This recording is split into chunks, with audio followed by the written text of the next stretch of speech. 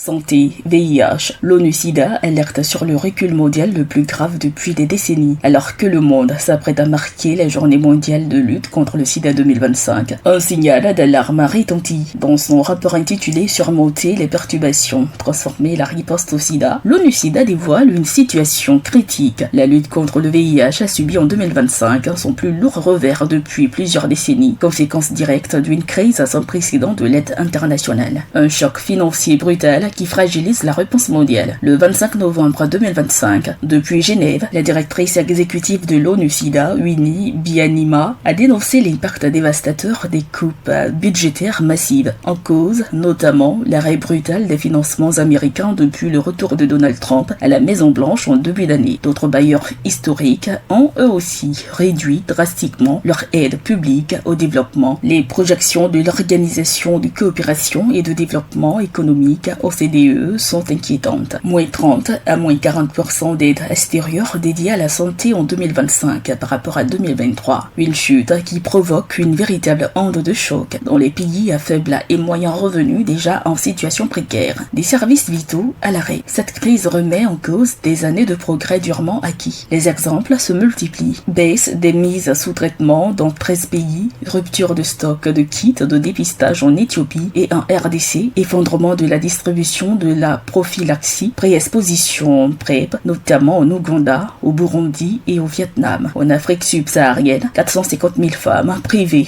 des mères référentes, un dispositif essentiel de prévention mère-enfant. Forte diminution de la circoncision médicale volontaire, créant un fossé de protection pour des millions d'hommes. Déjà en 2024, la vulnérabilité des jeunes femmes et adolescentes s'accentuait. 570 nouvelles infections quotidiennes parmi les 15-24 ans dans le monde. Droits humains en recul, un terrain encore plus hostile. Parallèlement à la crise financière, l'environnement mondial des droits humains se dégrade. Pour la première fois depuis 2008, le nombre de pays criminalisant les relations entre personnes de même sexe ou l'expression de genre a augmenté. Les restrictions visant la société civile, en particulier les organisations travaillant avec les populations clés et les jeunes femmes, compliquent davantage l'accès aux services de prévention et de soins. Des pays résilients malgré tout. Face à ce contexte alarmant, plusieurs nations ont mobilisé des ressources pour limiter l'effondrement des services. Le Nigeria, l'Ouganda, la Côte d'Ivoire, l'Afrique du Sud et la Tanzanie ont annoncé un renforcement de leurs investissements nationaux dans les programmes liés au VIH. L'ONU-SIDA accompagne aujourd'hui plus de 30 pays dans l'accélération de leur plan de durabilité. Malgré ces efforts, les chiffres restent saisissants. 40,8 millions de personnes vivent avec le VIH dans le monde. 1,3 million de nouvelles infections en 2024. 9,2 millions de personnes n'ont toujours pas accès au traitement. Un appel mondial à la solidarité. Face à la gravité de la situation, l'ONU-SIDA exhorte les dirigeants à réaffirmer la solidarité et l'engagement collectif pour mettre fin au sida, maintenir et renforcer les financements, investir dans des innovations accessibles, notamment les traitements longue durée, protéger les droits humains et autonomiser les communautés. Chute, un choix décisif pour l'humanité. C'est le moment de choisir, a insisté Winnie Byanyima. Un grand simple choix,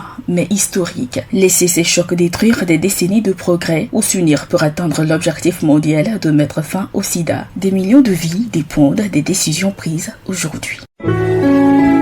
APRA, Agence Presse Radio et Audio.